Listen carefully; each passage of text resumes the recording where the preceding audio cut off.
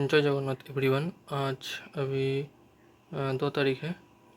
आज मैं स्टार्ट कर रहा हूँ वॉरियर आर्क का डे 1।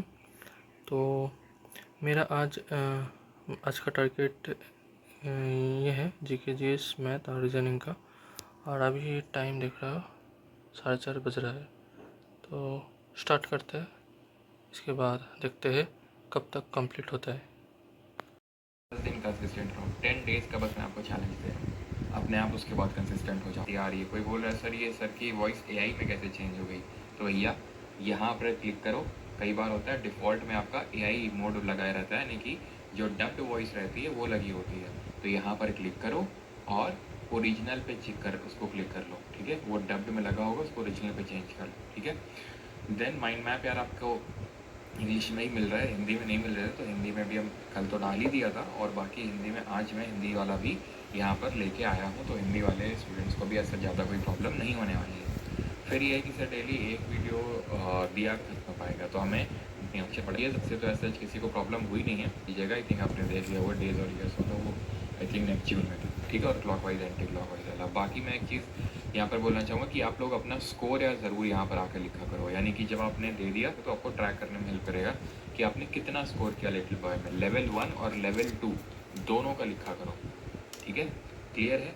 एंड आई होप सभी लोग यहाँ पर फैक्टमैन से पढ़ के देखिएगा। ऐसा नहीं कि सेकंड लेक्चर में सीधा, तो पहले लेक्चर मैंने आपको बताया, और लेक्चर को कॉन्टीन्यूटी में देखिएगा। ऐसा नहीं कि सेकंड लेक्चर में सीधा टपक पड़े, first lecture then second lecture, इस तरह से कॉन्टीन्यूटी में चलिएगा, रिदम में, क्रोनोलॉजी को मेंटेन करते हुए, ठीक है। और आपको कैसे लग रही है फैक्टमैन लिटिल बॉय वो भी शेयर करते रहिएगा, ऑलराइट, कि कैसा आप लोगों का फीडबैक है। वैसे तो फीडबैक अभी तक जो मिला था वो 100% एकदम 5 स्टार ही है, लेकिन आप लोग कमेंट पर आते रहे, ठीक है। चलो तो स्टार्ट करते हैं। आज हम लोग का टॉपिक है, एंड ये बस एक छोटी सी चीज़ बताना चाहूँगा, एंड दैट इज़ कि भाई ये जो लेक्चर्स हैं, अगर कोई ऐसा है कि भाई एकदम न्यू कमर आ रहा है और ये सोच रहा है कि यहाँ पर डिटेल में सर क्यों नहीं करवा रहे हैं, तो ये रिवीजन लेक्चर्स है। डिटेल में एकदम यहाँ पर हम नहीं जा सकते हैं कि एकदम आपको शेप बढ़िया आराम से बना के समझाऊँ, वो इसके लिए लेक्चर नहीं है, ये रिविजन पर्पज़ के लिए है, ठीक है। तो ये आप थोड़ा सा ध्यान रखिएगा। यहाँ पर हम ऐसा नहीं कि पूरा अर्थ को आराम से डिटेल में करने वाले हैं। पहले ही सब कुछ मैं बता चुका हूँ कि हमारा टारगेट है कि 30 मिनट के अंदर कोई भी टॉपिक फिनिश करने लिटिल बॉय से। सबसे पहले हम अर्थ की किसकी बात कर लेते हैं, अर्थ की एज वगैरह कैसे निकालते हैं। तो एज निकालने के लिए रेडियो एक्टिव डेटिंग होती है। रेडियो एक्टिव डेटिंग अलग अलग तरह की होती है। यूरेनियम से करते हैं, पोटेशियम से, रुबीडियम से। रेडियो कार्बन डेटिंग मेथड होता है जिसमें कि हम कार्बन के 14 आइसोटोप का यूज़ करते हैं। आइसोटोप से याद आया, आज शाम को केमिस्ट्री स्टार्ट करने वाले हैं, तो केमिस्ट्री का जो पहला लेक्चर है वो हम लोग करने वाले हैं। एंड आई थिंक जो पहला लेक्चर होगा वो मैटर होगा, ठीक है। तो पढ़ के आइएगा। तो क्लोरीन 36, और वो आपको रफली इफ हम मतलब ठीक है आप देख लेना, आई थिंक 7 या फिर 7:30 तक लेक्चर मिल जाएगा। मैं कोशिश करूँगा 7 PM तक। क्लोरीन 36 डेटिंग मेथड और कार्बन 14 डेटिंग मेथड होता है। आपको ये रटने की ज़रूरत नहीं है बिल्कुल भी, बस थोड़ा देखना है इसको, बिल्कुल रटने की ज़रूरत नहीं है, ठीक है। अब आते हैं मेन चीज़ पे, that is shape of earth. अब ये रटने वाली चीज़ है क्या, कि अर्थ का शेप एकदम स्फेरिकल नहीं है ना सर्कुलर है। कैसा शेप है अर्थ का?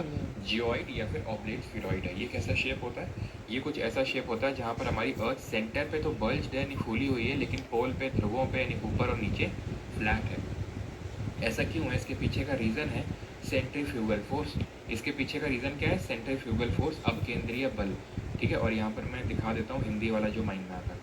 ये रहा आपका हिंदी वाला माइंड मैप। और बार बार यहाँ पर आने वाला नहीं हूँ, तो आप या तो ऐसा कर सकते हो, वैसे तो आपके परमार सी टेलीग्राम पे माइंड मैप अपलोड हो जाते हैं क्लास के तुरंत बाद, लेकिन फिर भी आप इसको क्या कर सकते हैं, इसका स्क्रीनशॉट लेके, अगर आपके पास दूसरा फ़ोन, मोबाइल, लैपटॉप कुछ भी है, तो उसमें आप इसको खोल के रख सकते हैं, साथ साथ देखते चल सकते हैं जैसे मैं पढ़ा रहा हूँ, क्योंकि बार बार स्विच करना वो थोड़ा सा काफ़ी बेकार टाइप लगेगा वो, ठीक है। तो सेंट्रीफ्यूगल फोर्स की वजह से अर्थ का शेप है जहाँ पर सेंटर पे वो बल्ज्ड है और पोल्स पे फ्लैट है, पहली चीज़। दूसरी चीज़, ये सेंट्रीफ्यूगल फोर्स आता कहाँ से?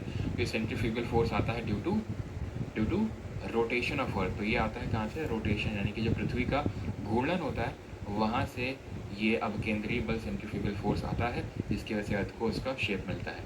रेडियस की अगर बात करेंगे तो अर्थ की जो रेडियस है, ठीक है, अर्थ की अगर हम रेडियस की मीन रेडियस की बात करें, that is 637, mean radius 6371 kilometre है। ये मीन रेडियस है, एवरेज।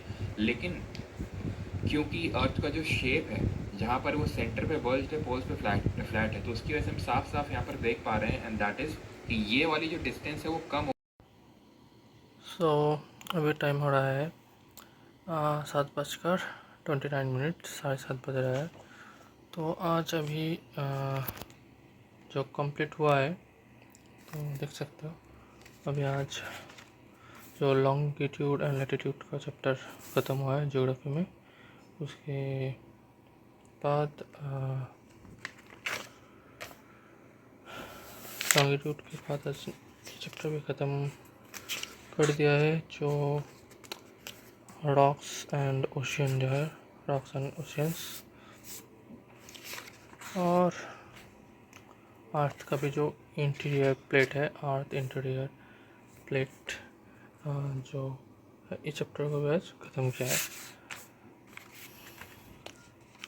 तो ये आज यहाँ पे एक देख सकते हैं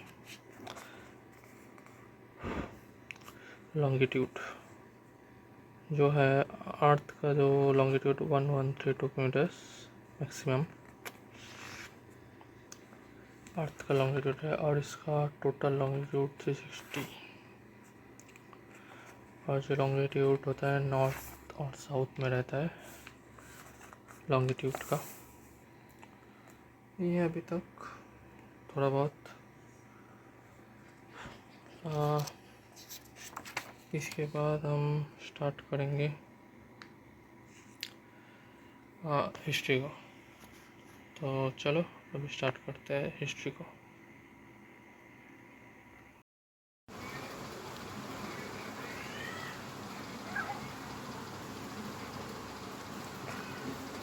हिस्ट्री